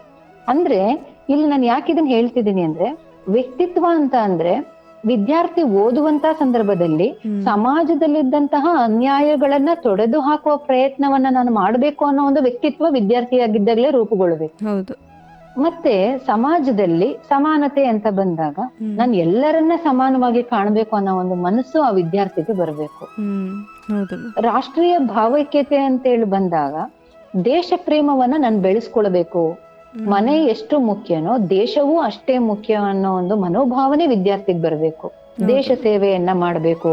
ನಮ್ಮ ಭಾರತದ ಸ್ವಾತಂತ್ರ್ಯ ಹೋರಾಟಗಾರರು ಮಹಾತ್ಮ ಗಾಂಧೀಜಿ ಇವರೆಲ್ಲ ಎಷ್ಟು ಮಹನೀಯರು, ಎಷ್ಟೆಲ್ಲ ಕಷ್ಟಪಟ್ಟಿದ್ದಾರೆ ಅನ್ನೋ ಹಿನ್ನೆಲೆಯನ್ನ ತಿಳ್ಕೊಂಡಾಗ ತಾನೂ ಕೂಡ ನಾನು ನನ್ನ ಕೈಲಾದಷ್ಟು ಸೇವೆಯನ್ನ ದೇಶಕ್ಕೋಸ್ಕರ ಮಾಡಬೇಕು ಅನ್ನೋ ಒಂದು ಮನೋಭಾವನೆಯನ್ನ ತನ್ನ ವ್ಯಕ್ತಿತ್ವದಲ್ಲಿ ಸೇರಿಸ್ಕೊಳ್ತಾ ಹೋಗ್ಬೇಕು. ಇನ್ನ ಸಮಾಜ ಸುಧಾರಕರಿದ್ದಾರೆ. ಸಮಾಜ ರಾಜಾರಾಮ್ ಮೋಹನ್ ರಾಯ್ ಇರ್ಬೋದು, ಈಶ್ವರಚಂದ್ರ ವಿದ್ಯಾಸಾಗರ್, ಸ್ವಾಮಿ ವಿವೇಕಾನಂದರು, ಹೀಗೆ ಎಲ್ಲ ಮಹನೀಯರ ಒಂದು ಜೀವನ ಪುಸ್ತಕಗಳನ್ನ ಓದ್ತಾ ಹೋದಾಗ ವಿದ್ಯಾರ್ಥಿ ಅವರ ವ್ಯಕ್ತಿತ್ವವನ್ನ ತನ್ನ ವ್ಯಕ್ತಿತ್ವಕ್ಕೆ ಸೇರಿಸ್ಕೊಳ್ತಾ ಹೋದಾಗ ಖಂಡಿತವಾಗಿಯೂ ಒಳ್ಳೆಯ ವ್ಯಕ್ತಿತ್ವವನ್ನ ರೂಪಿಸ್ಕೊಂಡು ದೇಶಕ್ಕೆ ಬೇಕಾದಂತಹ ಒಳ್ಳೆಯ ವ್ಯಕ್ತಿಯಾಗಿ ಬೆಳಿತಾನೆ ಅನ್ನೋದು ನನ್ನ ಅಭಿಪ್ರಾಯ. ಹೌದು ಮ್ಯಾಮ್, ನೀವೀಗ ಹೇಳಿದ್ರಿ ಅಂದರೆ ಮಕ್ಕಳ ಶಿಕ್ಷಣವನ್ನು ದೇಶದ ಹಿನ್ನೆಲೆ ಬಗ್ಗೆ ಕೂಡ ತಿಳ್ಕೊಳ್ಬೇಕು, ಮತ್ತು ಹಾಗೆ ದೇಶದ ಉತ್ತಮ ಪ್ರಜೆಯಾಗೋದಕ್ಕೆ ಸಾಧ್ಯ ಮತ್ತು ಉತ್ತಮ ವ್ಯಕ್ತಿತ್ವವನ್ನು ಬೆಳೆಸ್ಕೊಳ್ಳೋದಕ್ಕೆ ಸಾಧ್ಯ ಅಂತ ಹೇಳಿದ್ರಿ ಮ್ಯಾಮ್. ಹಾಗೇನೆ ಶಾಲೆಯ ಹೊರಗಿನ ಚಟುವಟಿಕೆಗಳು ಅಂತಂದರೆ ಸ್ಪೋರ್ಟ್ಸು, ಆರ್ಟ್ ಆಗಿರ್ಬೋದು ಅಥವಾ ಕಲ್ಚರ್ ಆಗಿರ್ಬೋದು, ಮಕ್ಕಳ ಶಿಕ್ಷಣದಲ್ಲಿ ಯಾವ ರೀತಿ ಪಾತ್ರನ ವಹಿಸುತ್ತೆ ಮ್ಯಾಮ್? ಖಂಡಿತವಾಗಿಯೂ ಶಾಲೆಯ ಹೊರಗಿನ ಚಟುವಟಿಕೆಗಳು ಮಕ್ಕಳಲ್ಲಿ ಅಂದ್ರೆ ಆ ಮಕ್ಕಳು ಕ್ರೀಡೆಯಲ್ಲಿ ಭಾಗವಹಿಸುವಂತದ್ದು, ಕಲೆಯಲ್ಲಿ ಒಂದು ಡ್ರಾಯಿಂಗ್, ಈ ತರ ಚಿತ್ರಕಲೆ ಇವುಗಳನ್ನು ಮಾಡುವಂತದ್ದು, ಮತ್ತೆ ಸಾಂಸ್ಕೃತಿಕ ಕಾರ್ಯಕ್ರಮಗಳಲ್ಲಿ ಹೆಚ್ಚು ಭಾಗವಹಿಸಿದಂತೆಲ್ಲ ಮಕ್ಕಳಲ್ಲಿ ಖಂಡಿತವಾಗಿಯೂ ಆತ್ಮಸ್ಥೈರ್ಯ ಜಾಸ್ತಿ ಆಗುತ್ತೆ. ಹೌದು. ಎಷ್ಟೋ ಮಕ್ಕಳು ಕಲಿಕೆಯಲ್ಲಿ ಹಿಂದುಳಿದಿರ್ತಾರೆ, ಶಾಲೆಯ ಹೊರಗಿನ ಚಟುವಟಿಕೆಗಳಲ್ಲಿ ಬಹಳ ಕ್ರಿಯಾಶೀಲವಾಗಿದ್ದಾರೆ. ಆ ಕ್ರಿಯಾಶೀಲವಾಗಿದ್ದಂತ ಸಂದರ್ಭದಲ್ಲಿ ಅಂತ ಮಕ್ಕಳಿಗೆ ಪ್ರೋತ್ಸಾಹ ಸಿಕ್ಕಿದಾಗ ಅಂತ ಮಕ್ಕಳಿಗೆ ಅವ್ರಿಗೆ ಮಾರ್ಗದರ್ಶನವನ್ನ ಕೊಟ್ಟು ಅವ್ರಿಗೆ ಸೂಕ್ತ ಮಾಹಿತಿಗಳನ್ನ ನೀಡಿ ಅವರು ಒಂದು ವೇದಿಕೆಯನ್ನ ನಾವು ಕಲ್ಪಿಸಿ ಅವಕಾಶವನ್ನ ಮಾಡಿಕೊಟ್ಟಾಗ ಖಂಡಿತವಾಗಿಯೂ ಅವರಲ್ಲಿ ಆತ್ಮಸ್ಥೈರ್ಯ ಬೆಳೆದು ತನಗೆ ಪ್ರಶಂಸೆ ಸಿಕ್ಕಿದಾಗ ಆ ವಿದ್ಯಾರ್ಥಿ ಹೊರಗಿನ ಚಟುವಟಿಕೆಗಳಲ್ಲೂ ಕೂಡ ಯಶಸ್ವಿ ಆಗೋದಕ್ಕೆ ಸಾಧ್ಯ ಆಗುತ್ತೆ. ಅಂದ್ರೆ ಇಲ್ಲಿ ಪ್ರಶಸ್ತಿಗಳನ್ನ ಗಳಿಸದೇ ಇದ್ರೂ ಕೂಡ ಭಾಗವಹಿಸಿದಾಗ ಆ ಪ್ರಶಂಸೆಯ ಮಾತುಗಳು ಆ ಪ್ರಶಸ್ತಿಗಿಂತನೂ ಹೆಚ್ಚು. ಯಾಕೆಂದ್ರೆ ಅವರ ಸಹಪಾಠಿಗಳಿರ್ಬೋದು, ಎಲ್ಲ ಶಿಕ್ಷಕರು ವಿದ್ಯಾರ್ಥಿಗೆ ಒಂದು ಸಪೋರ್ಟ್ ಮಾಡಿದಂತ ಸಂದರ್ಭದಲ್ಲಿ, ಪ್ರಶಂಸೆಯ ಒಂದು ಒಳ್ಳೆಯ ಮಾತುಗಳನ್ನ ಆಡಿದಂತ ಸಂದರ್ಭದಲ್ಲಿ ಖಂಡಿತವಾಗಿಯೂ ಆ ವಿದ್ಯಾರ್ಥಿ ಒಳ್ಳೆಯ ಭವಿಷ್ಯವನ್ನ ರೂಪಿಸ್ಕೊಳ್ತಾ ಇನ್ನೂ ಹೆಚ್ಚಿನ ಓದಿನ ಕಡೆಗೂ ಕೂಡ ಆಸಕ್ತಿಯನ್ನ ವಹಿಸೋದಿಕ್ಕೆ ಹೆಚ್ಚಿನ ಅವಕಾಶ ಇರುತ್ತೆ. ಹಾಗಾಗಿ ಮಕ್ಕಳಲ್ಲಿ ಬರೀ ಕಲಿಕೆ, ಪಾಠ ಪ್ರವಚನ ಅಷ್ಟೇ ಅಲ್ಲ, ಅವರ ಹೊರಗಿನ ಚಟುವಟಿಕೆಗಳಿಗೂ, ಕ್ರೀಡೆ, ಸಾಂಸ್ಕೃತಿಕ ಕಾರ್ಯಕ್ರಮಗಳು, ಮತ್ತೆ ಸ್ವಾತಂತ್ರ್ಯ ದಿನಾಚರಣೆ ಅಥವಾ ರಾಷ್ಟ್ರೀಯ ಹಬ್ಬಗಳು ಬಂದಂತ ಸಂದರ್ಭದಲ್ಲಿ ಉತ್ತಮ ಭಾಷಣಗಳನ್ನ ಮಾಡೋದಿಕ್ಕೆ ಅವಕಾಶ ಮಾಡಿಕೊಡುವಂಥದ್ದು, ಈ ರೀತಿ ಅವರಲ್ಲಿ ಪ್ರೇರೇಪಣೆಯನ್ನ ನಾವು ಮಾಡಿದಾಗ ಆಗ ಅವ್ರಿಗೆ ಆತ್ಮಸ್ಥೈರ್ಯ ಖಂಡಿತವಾಗೂ ಕೂಡ ಜಾಸ್ತಿ ಆಗುತ್ತೆ. ಹೌದಮ್ಮ. ಶಿಕ್ಷಣದ ಜೊತೆಗೆ ಹೊರಗಿನ ಕ್ರೀಡೆಗಳು ಕೂಡ ಮಕ್ಕಳಿಗೆ ತುಂಬ ಆತ್ಮವಿಶ್ವಾಸವನ್ನು ರೂಢಿಸುತ್ತೆ ಅನ್ನೋದ್ರ ಬಗ್ಗೆ ಹೇಳಿದ್ರಿ ಮ್ಯಾಮ್. ಹಾಗೇನೆ ಒಬ್ಬೊಬ್ಬ ವಿದ್ಯಾರ್ಥಿಗಳ ವೈಶಿಷ್ಟ್ಯತೆ ಬೇರೆ ಥರ ಇರುತ್ತೆ. ಅಂದರೆ ಟ್ಯಾಲೆಂಟ್ ಆಗಿರ್ಬೋದು, ಎಬಿಲಿಟಿನ ಗುರುತಿಸೋದಕ್ಕೆ ಮತ್ತು ಬೆಳೆಸೋದಕ್ಕೆ ಶಿಕ್ಷಕರು ಏನು ಪ್ರಯತ್ನ ಪಡ್ಬೋದು ಅಂತ ಹೇಳ್ತೀರಾ? ಖಂಡಿತ. ಈಗ ತರಗತಿಗಳಲ್ಲಿ ಒಂದು ತರಗತಿಯಲ್ಲಿ 100 ಮಕ್ಕಳು ಇದ್ರೆ 100 ವ್ಯಕ್ತಿತ್ವ ಇದ್ದಂತೆ. ಒಬ್ಬೊಬ್ಬರ ಪರ್ಸನಾಲಿಟಿಯೂ ಕೂಡ ವಿಭಿನ್ನ. ಒಬ್ಬರ ಆಲೋಚನೆ ಅಂತ ಇನ್ನೊಬ್ಬರ ಆಲೋಚನೆ ಇರೋದಿಲ್ಲ, ಗುಣಗಳು ಕೂಡ ಬೇರೆ ಇರುತ್ತೆ. ಹಾಗಾಗಿ ಪ್ರತಿಯೊಬ್ಬ ವಿದ್ಯಾರ್ಥಿಯೂ ಕೂಡ ವೈಶಿಷ್ಟ್ಯನೇ. ಹಾಗಾಗಿ ನಾವು ಅಲ್ಲಿ ಕಂಪ್ಯಾರಿಟಿವ್ ಮಾಡಕ್ ಹೋಗಲೇಬಾರದು. ವಿದ್ಯಾರ್ಥಿಗಳಲ್ಲಿ ಅವರವರ ವ್ಯಕ್ತಿತ್ವವೇ ಬೇರೆ, ಅವ್ರ ಎಬಿಲಿಟಿನೂ ಕೂಡ ಬೇರೆ ಇರುತ್ತೆ. ಹಾಗಾಗಿ ಪ್ರತಿಯೊಬ್ಬರಿಗೂ ಅವರದ್ದೇ ಆದ ಒಂದು ಉದ್ದೇಶ, ಗುರಿ ಅಥವಾ ಒಂದು ಸಾಮರ್ಥ್ಯ ಪ್ರತಿಯೊಬ್ಬ ವಿದ್ಯಾರ್ಥಿಯಲ್ಲೂ ಕೂಡ ಇರುತ್ತೆ. ಹಾಗಾಗಿ ಅವರವರ ಸಾಮರ್ಥ್ಯಕ್ಕೆ ತಕ್ಕ ಹಾಗೆ ನಾವು ಅವ್ರಿಗೆ ಪ್ರಶಂಸೆ ಮಾಡ್ತಾ ಬರ್ಬೇಕು. ಯಾಕೆಂತಂದ್ರೆ ಈಗ ಒಂದ್ ತರಗತಿಯಲ್ಲಿ ತುಂಬಾ ಚೆನ್ನಾಗಿ ಓದೋ ವಿದ್ಯಾರ್ಥಿ ಇರ್ತಾನೆ, ಅವನಿಗೆ ನಾವ್ ಯಾವಾಗ್ಲೂ ಅವನಿಗೆ ಸಹಜವಾಗಿ ಪ್ರಶ್ನೆಗಳು ಕೇಳಿದಂತ ಸಂದರ್ಭದಲ್ಲಿ ಅವನ ಆನ್ಸರ್ ಮಾಡ್ತಾನೆ ಹೋಗ್ತಾನೆ, ಅವನಿಗೆ ನಾವು ಯಾವಾಗ್ಲೂ ಪ್ರಶಂಸೆ ಮಾಡ್ತಾನೆ ಇರ್ತೀವಿ. ಇನ್ಯಾವುದೋ ಒಂದು ವಿದ್ಯಾರ್ಥಿ, ಕಡಿಮೆ ಓದ್ತಾ ಇರೋಂತಹ ವಿದ್ಯಾರ್ಥಿ ಒಂದ್ ಆನ್ಸರ್ ಹೇಳಿದಾಗ ಯಾವತ್ತೋ ಒಂದು ದಿನ ಆನ್ಸರ್ ಹೇಳ್ತಾನೆ, ಇವ್ನ್ ದಿನ ಹೇಳ್ತಾನೆ, ಅವ್ನು ಯಾವತ್ತೋ ಒಂದು ದಿನ ಹೇಳ್ತಾನೆ. ಆದ್ರೆ ನಾವು ಕೊಡೋಂತ ಪ್ರಶಂಸೆ ಹೇಗಿರ್ಬೇಕು ಅಂದ್ರೆ, ಆ ಚೆನ್ನಾಗಿ ಓದೋ ವಿದ್ಯಾರ್ಥಿಗಿಂತನೂ ಇವನಿಗೆ ಹೆಚ್ಚಿನ ಪ್ರಶಂಸೆಯನ್ನ ನಾವು ಕೊಡ್ಬೇಕಾಗ್ತದೆ. ಮಕ್ಕಳಿಗೆ ನಾವು ಕೊಡುವಂತಹ ಪ್ರಶಂಸೆ ಅವರಲ್ಲಿದ್ದಂತಹ ಒಂದು ಕೀಳರಿಮೆ ಮನೋಭಾವನೆಯನ್ನ ಹೋಗಲಾಡಿಸಿ, ನನಗೂ ಸಾಮರ್ಥ್ಯ ಇದೆ, ನಾನು ಕೂಡ ಎಲ್ಲರನ್ನು ನಾವು ಇಲ್ಲಿ ಈಕ್ವಲ್ ಆಗಿ ಟ್ರೀಟ್ ಮಾಡ್ತಾರೆ, ಓದೋರ್ಗೆ ಹೆಚ್ಚಿನ ಆದ್ಯತೆ ಕೊಡೋದು ಅಥವಾ ಇವ್ರು ಓದಲ್ಲ ಅಂತ ಹೇಳಿ ಅವ್ರನ್ನ ಅದನ್ನ ಖಂಡಿತ ಶಿಕ್ಷಕರು ಮಾಡಬಾರ್ದು. ಆಕ್ಚುಲಿ ಕ್ವಶನ್ಸ್ ನಾವು ಜಾಸ್ತಿ ಕೇಳ್ಬೇಕಾಗಿರೋದು, ಜಾಸ್ತಿ ನಾವು ತರಗತಿಗಳಲ್ಲಿ ಮಾತನಾಡಿಸ್ಬೇಕಾಗಿರೋದು ಓದ್ದೇ ಇರೋರ್ನೆ. ತರಗತಿಗಳಲ್ಲಿ ಯಾರು ಕಲಿಕೆಯಲ್ಲಿ ಹಿಂದುಳಿದಿರ್ತಾರೆ ಅಂತ ಮಕ್ಕಳನ್ನ ನಾವು ಜಾಸ್ತಿ ಅವ್ರ ಜೊತೆ ನಾವು ಇಂಟರಾಕ್ಟ್ ಮಾಡಿದಾಗ, ಚರ್ಚೆ ಮಾಡಿದಾಗ, ಮಾತಾಡಿದಾಗ, ಅವ್ರಿಗೇನೆ ಜಾಸ್ತಿ ನಾವು ಕ್ವಶನ್ಸ್ ಕೇಳ್ತಾ ಅವ್ರ ಜೊತೆ ನಾವು ಇನ್ವಾಲ್ವ್ಮೆಂಟ್ ಆದಾಗ ಖಂಡಿತ ಆ ಮಕ್ಕಳು ನಮ್ಮ ಕಂಡ್ರೆ ಈ ತರ ಒಂದು ಒಳ್ಳೆ ಅಭಿಪ್ರಾಯ ಇದೆ, ನಾವು ಕೂಡ ಚೆನ್ನಾಗಿ ಓದ್ಬೇಕು ಅನ್ನೋ ಒಂದು ಮನಸ್ಥಿತಿ ಅಥವಾ ಒಂದು ಜ್ಞಾನೋದಯ ಖಂಡಿತ ಯಾವತ್ತಾದ್ರೂ ಒಂದು ದಿನ ಆ ವಿದ್ಯಾರ್ಥಿಗೆ ಆಗೇ ಆಗುತ್ತೆ. ಆಗ ಆ ವಿದ್ಯಾರ್ಥಿ ಮನಸ್ಸನ್ನ ಬದಲಾಯಿಸ್ಕೊಂಡು ಓದೋದಕ್ಕೆ ಕೂತ್ಕೊಳ್ತಾನೆ. ಯಾಕೆಂದ್ರೆ ಒಂದು ದಿನ ಒಂದು ಸಣ್ಣ ಆನ್ಸರ್ ಹೇಳಿದಾಗ ಪ್ರಶಂಸೆ ಸಿಕ್ಕಿದ್ರೆ ನೆಕ್ಸ್ಟ್ ಡೇ 2 ಕ್ವಶನ್ಗೆ ಅವನು ರೆಡಿ ಆಗಿ ಬರ್ತಾನೆ. ಅಂದ್ರೆ ಆ ರೀತಿ ಒಂದು ಆತ್ಮಸ್ಥೈರ್ಯವನ್ನ, ಎಬಿಲಿಟಿಯನ್ನ ಗುರುತಿಸಿ ಅವ್ರಿಗೆ ನಾವು ಪ್ರಶಂಸೆ ಮಾಡ್ತಾ ಬರ್ಬೇಕು. ಕೀಳರಿಮೆ ಮನೋಭಾವನೆಯನ್ನ ಅದನ್ನ ಬಿಟ್ಟು ಅವ್ರಿಗೆ ಪ್ರೋತ್ಸಾಹ ನೀಡಿದಾಗ ಖಂಡಿತವಾಗಿ ಅವರು ತಮ್ಮನ್ನ ತಾವು ತಿದ್ಕೊಳ್ಳೋ ಪ್ರಯತ್ನನ ಮಾಡ್ತಾರೆ. ಯಾಕೆಂದ್ರೆ ಎಲ್ಲಾನು ನಾವು ಶಾಲೆಗಳಲ್ಲಿ ಶಿಕ್ಷೆಯಿಂದ ಎಲ್ಲಾನು ಕಲಿಸೋದಿಕ್ಕೆ ಸಾಧ್ಯನೇ ಇಲ್ಲ. ಶಿಕ್ಷೆ ಕೊಡೋದ್ರಿಂದ, ಹೊಡೆಯೋದ್ರಿಂದ, ಅವ್ರಿಗೆ ನಿಂದನೆ ಮಾಡೋದ್ರಿಂದ ಅಥವಾ ಇನ್ನೇನೋ ಅವಮಾನ ಮಾಡೋದ್ರಿಂದ ಅಥವಾ ಹೋಲಿಕೆ ಮಾಡೋದ್ರಿಂದ ಖಂಡಿತ ಅವರು ಬದಲಾಗಲ್ಲ. ಅವ್ರನ್ನ ಪ್ರೀತಿಯಿಂದ 2 ಮಾತಾಡಿಸಿ ಪ್ರಶಂಸೆ ಮಾಡಿದಾಗ್ಲೇ ಅವ್ರು ಬದಲಾವಣೆ ಆಗೋದಕ್ಕೆ ಸಾಧ್ಯ. ಹೀಗೆಲ್ಲ ಹೀಗೆ ಓದ್ಬೇಕು ಅಂತ ಹೇಳಿ ತಿಳುವಳಿಕೆ ಹೇಳೋಂಥದ್ದು, ಮಾರ್ಗದರ್ಶನ ಕೊಟ್ಟಾಗ ಖಂಡಿತವಾಗ್ಲೂ ಅವ್ರ ಎಬಿಲಿಟಿನ ಇನ್ನೂ ಹೆಚ್ಚು ಮಾಡ್ಕೊಳ್ತಾರೆ. ಅದಲ್ಲದೆ ಅವ್ರು ಯಾವ್ದ್ರನ್ನ ಆಗ್ಲೇ ಹೇಳಿದಾಗೆ ಅವ್ರಿಗೆ ಎಬಿಲಿಟಿ ಯಾವ್ದ್ರಲ್ಲಿದೆ, ಅವನಿಗೆ ಆ ವಿದ್ಯಾರ್ಥಿಗೆ ಯಾವ್ದ್ರಲ್ಲಿ ಆಸಕ್ತಿ ಇದೆ ಅನ್ನೋದನ್ನ ಗುರ್ತಿಸಿ ಅದಕ್ಕೆ ಹೆಚ್ಚಿನ ಆದ್ಯತೆ ನೀಡಿದಾಗ ಕಾನ್ಫಿಡೆಂಟ್ ಬಿಲ್ಡ್ ಆಗುತ್ತೆ. ಆಗ ಆ ವಿದ್ಯಾರ್ಥಿ ಓದೋದಕ್ಕೆ ಶುರು ಮಾಡ್ತಾನೆ. ಹೌದು ಮ್ಯಾಮ್. ಹಾಗೇನೆ ಇನ್ನೂ ಒಂದು ಕ್ವಶನ್ ಏನಂದರೆ, ಈಗಿನ ಮಕ್ಕಳು ತುಂಬ ಮಾನಸಿಕ ಒತ್ತಡಕ್ಕೆ ಒಳಗಾಗ್ತಾ ಇದ್ದಾರೆ ಮತ್ತು ಖಿನ್ನತೆಗೆ ಒಳಗಾಗ್ತಾ ಇದ್ದಾರೆ ಮ್ಯಾಮ್. ಈ ವಿಷಯವಾಗಿ ಪೇರೆಂಟ್ಸ್ರವರು ಅಂದರೆ ಪೋಷಕರು ಯಾವ ರೀತಿ ಗಮನ ಹರಿಸ್ಬೇಕು ಮಕ್ಕಳ ಮೇಲೆ ಅಂತ ಹೇಳ್ತೀರಾ ಮ್ಯಾಮ್? ಖಂಡಿತ ಇದು ಬಹಳ ಮುಖ್ಯವಾದ ಪ್ರಶ್ನೆ. ಹೌದು. ಇತ್ತೀಚಿನ ದಿನಗಳಲ್ಲಿ ವಿದ್ಯಾರ್ಥಿಗಳಲ್ಲಿ ಮಾನಸಿಕ ಒತ್ತಡ ಇದೆ ಮತ್ತೆ ಖಿನ್ನತೆಗೂ ಕೂಡ ಒಳಗಾಗ್ತಿದ್ದಾರೆ. ಅದಕ್ಕೆ ಮುಖ್ಯ ಕಾರಣ ಪೋಷಕರಿರಬಹುದು ಅಂತ ನನ್ಗನ್ಸುತ್ತೆ. ಯಾಕೆಂತಂದ್ರೆ ಮಕ್ಕಳಲ್ಲಿ ನಾವು ಇಷ್ಟೇ ಅಂಕಗಳನ್ನ ತೆಗಿಬೇಕು, ಅಥವಾ ನೀನು ದೊಡ್ಡ ಡಾಕ್ಟರ್ ಆಗ್ಬೇಕು, ಇಂಜಿನಿಯರೇ ಆಗ್ಬೇಕು, ನೀನ್ ದೊಡ್ಡ ಯಾವ್ದಾದ್ರು ಒಂದು ಉದ್ಯೋಗಕ್ಕೆ ಹೋಗ್ಲೇಬೇಕು ಅನ್ನೋ ಒಂದು ಒತ್ತಡವನ್ನ ಹೇರಿದಾಗ ಹೌದು. ಆ ಮಕ್ಕಳು ಮಾನಸಿಕವಾಗಿ ಅವರು ಜರ್ಜರಿತ ಆಗ್ಬೋದು, ಖಿನ್ನತೆಗೂ ಒಳಗಾಗ್ಬೋದು. ಹೌದು ಮ್ಯಾಮ್. ಯಾಕೆಂದ್ರೆ ಕಲಿಕೆ ಅನ್ನೋದು ಹೇಗೆ ಅಂತಂದ್ರೆ ಅಲ್ಲಿ ಕಂಪ್ಯಾರಿಟಿವ್ ಇರ್ಲೇಬಾರ್ದು, ಖುಷಿಯಿಂದ ಕಲಿಯಂತದ್ದಾಗಿರ್ಬೇಕು ವಿದ್ಯಾರ್ಥಿಗಳಲ್ಲಿ. ಅವರೇ ಖುಷಿಯಿಂದ ಓದೋಕೆ ಕುತ್ಕೊಳ್ಳೋಂತ ಒಂದು ಮನಸ್ಥಿತಿನ ತಯಾರು ಮಾಡ್ಬೇಕು. ಯಾರ್ದೋ ಬಲವಂತಕ್ಕೆ, ಪೋಷಕರ ಬಲವಂತಕ್ಕೋ ಅಥವಾ ಶಿಕ್ಷಕರ ಬಲವಂತವಾಗಿ ಅವರು ಹೇಳೋದಕ್ಕೋ ಓದೋ ಅಂತದ್ದಲ್ವೇ ಅಲ್ಲ.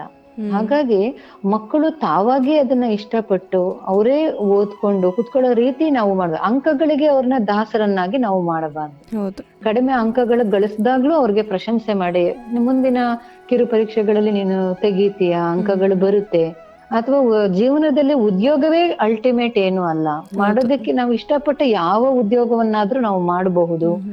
ಒತ್ತಡ ಹಾಕಬಾರ್ದು ಅಷ್ಟೇ. ಯಾವ್ದಾದ್ರೂ ಹೋದ್ರೆ ಆಯ್ತು, ಯಾವ್ದಾದ್ರೂ ಒಂದು ಕೋರ್ಸ್ ತಗೊಂಡ್ರೆ ಆಯ್ತು, ಅವತ್ತಿಗೆ ನಿನಗ್ ಪ್ರಯತ್ನ ಮಾಡು, ಸಿಗದೇ ಇದ್ರೆ ಯಾವ್ದಕ್ ಬೇಕಾದ್ರೂ ಹೋದ್ರೆ ಆಗುತ್ತೆ ಅನ್ನೋ ಒಂದು ಮನೋಭಾವನೆಯನ್ನ ಪೇರೆಂಟ್ಸ್ ಅವ್ರಿಗೆ ಆತ್ಮಸ್ಥೈರ್ಯ ತುಂಬಬೇಕು. ನೀನ್ ಹೀಗೆ ಆಗ್ಬೇಕು, ನೀನ್ ಡಾಕ್ಟ್ರೇ ಆಗ್ಬೇಕು, ನೀನ್ ಇಂಜಿನಿಯರೇ ಆಗ್ಬೇಕು ಅಂತ ಹೇಳಿ ಈ ಪ್ರೆಷರ್ ಇಡ್ತಾ ಹೋದ್ರೆ ಅವ್ರೇನಾಗ್ತಾರೆ, ಮಾನಸಿಕವಾಗಿ ಕುಗ್ಗುತ್ತಾರೆ. ಮತ್ತೆ ಮನೆಗಳಲ್ಲೂ ಕೂಡ ಕಡಿಮೆ ಅಂಕಗಳು ಬಂದ್ರೂ ಕೂಡ ಅವ್ರಿಗೆ ಹೇಳೋದಕ್ಕೆ ಭಯ ಪಡ್ತಾರೆ. ಆಮೇಲೆ ಮುಂದೊಂದ್ ದಿನ ಗೊತ್ತಾದಾಗ ಅವರು ಖಿನ್ನತೆಗೊಳಗಾಗ್ತಾರೆ. ಆ ಭಯ ಏನಂತಾರೋ, ಏನ್ ಬೈತಾರೋ. ಈ ಕಡೆ ಶಾಲೆಗಳಲ್ಲೂ ಆತಂಕಕ್ಕೀಡಾಗ್ತಾರೆ, ಮನೆಯಲ್ಲೂ ಅದೇ ರೀತಿ ಆದಾಗ, ಎರಡೂ ಕಡೆ ಆ ರೀತಿ ಆದಾಗ ಆ ಮಗು ಖಂಡಿತವಾಗ್ಲೂ ಖಿನ್ನತೆಗೆ ಒಳಗಾಗುತ್ತೆ. ಈ ಸಲ ಕಿರು ಪರೀಕ್ಷೆಯಲ್ಲಿ ಕಡಿಮೆ ಆಯ್ತಾ, ಆಗ್ಲಿ ಮುಂದಿನ ಸಲ ನೀನ್ ಪ್ರಯತ್ನ ಮಾಡು ಅಂತೇಳಿ ಒಂದು ಸಪೋರ್ಟಿವ್ ಆಗಿ ಪೇರೆಂಟ್ಸು ಕೂಡ ನಿಲ್ಬೇಕು, ಟೀಚರ್ಸು ಕೂಡ ಸಪೋರ್ಟಿವ್ ಆಗಿ ಇದ್ದಾಗ ಯಾವ ಅಂತರ್ ತಪ್ಪಾಗಿದೆ, ಎಲ್ಲಿ ತಪ್ಪು ಮಾಡಿದೆ ಅದನ್ನ ಇನ್ನೊಂದ್ಸಲ ಬರೆದು ಕಲಿ ಅಂತ ಹೇಳಿ ಪ್ರೇರೇಪಣೆಯನ್ನ ನೀಡಿ ಮಾತನಾಡಿದಾಗ ವಿದ್ಯಾರ್ಥಿಗಳು ಮಾನಸಿಕ ಒತ್ತಡದಿಂದ ಹೊರ ಬರ್ತಾರೆ. ಹೌದು ಮ್ಯಾಮ್, ಬಹಳ ಸಂತೋಷ ಮ್ಯಾಮ್. ಇದುವರೆಗೂ ನಮ್ಮ ಜೊತೆ ಇದ್ದು ಮಕ್ಕಳಿಗೆ ಉತ್ತಮ ಶಿಕ್ಷಣವನ್ನು ನೀಡುವಲ್ಲಿ ಪೋಷಕರು ಮತ್ತು ಶಿಕ್ಷಕರ ಪಾತ್ರ ಏನು ಅನ್ನೋದ್ರ ಬಗ್ಗೆ ನಮ್ಮ ಕೇಳುಗರಿಗೆ ತಿಳಿಸ್ಕೊಟ್ಟಿದ್ದೀರಾ. ಅದಕ್ಕಾಗಿ ಜನಧ್ವನಿ ಪರವಾಗಿ ಹಾಗೂ ಕೇಳುಗರ ಪರವಾಗಿ ಧನ್ಯವಾದಗಳು ಮ್ಯಾಮ್. ತುಂಬ ಹೃದಯದ ಧನ್ಯವಾದಗಳು. ನೀವು ಕೂಡ ನನಗೆ ಇಷ್ಟೊತ್ತು ಇದೊಂದು ಬಹಳ ಅವಕಾಶಗಳನ್ನ ನಂಗೆ ಮಾಡ್ಕೊಟ್ಟಿದ್ದೀರಾ. ಬಹಳ ಹೆಮ್ಮೆ ಅನ್ಸುತ್ತೆ ಜನಧ್ವನಿ ಸಮುದಾಯ ಬಾನುಲಿ ಕೇಂದ್ರ ಸರಗೂರು. ಯಾಕೆಂದ್ರೆ ನಾನು ಇದುವರೆಗೂ ಬಹಳಷ್ಟು ಕಾರ್ಯಕ್ರಮಗಳಲ್ಲಿ ಭಾಗಿಯಾಗಿದ್ದೀನಿ. ಅವಕಾಶಕ್ಕಾಗಿ ತುಂಬ ಹೃದಯದ ಧನ್ಯವಾದಗಳು. Thank you ma'am. ತುಂಬಾ ವಿಷಯಗಳು ಹೇಳಿದ್ರಿ, ತುಂಬಾ ಒಳ್ಳೊಳ್ಳೆ ವಿಷಯಗಳನ್ನ ಹಂಚ್ಕೊಂಡ್ರಿ ಮ್ಯಾಮ್. ಕೇಳುಗರೆ, ಇದುವರೆಗೂ ಕೇಳ್ತಾ ಇದ್ರಿ ಮನೆ ಮೊದಲ ಪಾಠಶಾಲೆ ಕಾರ್ಯಕ್ರಮದಲ್ಲಿ ಹೊಂಬರಗಳ್ಳಿ ಸರ್ಕಾರಿ ಪದವಿ ಪೂರ್ವ ಕಾಲೇಜಿನ ರಾಜ್ಯಶಾಸ್ತ್ರ ಉಪನ್ಯಾಸಕಿಯಾಗಿ ಕಾರ್ಯನಿರ್ವಹಿಸುತ್ತಿರುವ ಡಾಕ್ಟರ್ ಎಂ.ಆರ್. ಆಶಾರವರ ಜೊತೆಗಿನ ಸಂದರ್ಶನ ಕಾರ್ಯಕ್ರಮವನ್ನ ತಯಾರು ಮಾಡ್ತಾ ಇದ್ದೀನಿ. ಅಲ್ಲಿವರೆಗೆ ಕೇಳ್ತಾ ಇರಿ ಜನಧ್ವನಿ. ಇದು ನಿಮ್ಮ ಧ್ವನಿ, ನಿಮ್ಮ ಊರಿನ ಧ್ವನಿ, ಜನಧ್ವನಿ. ನಮಸ್ಕಾರ.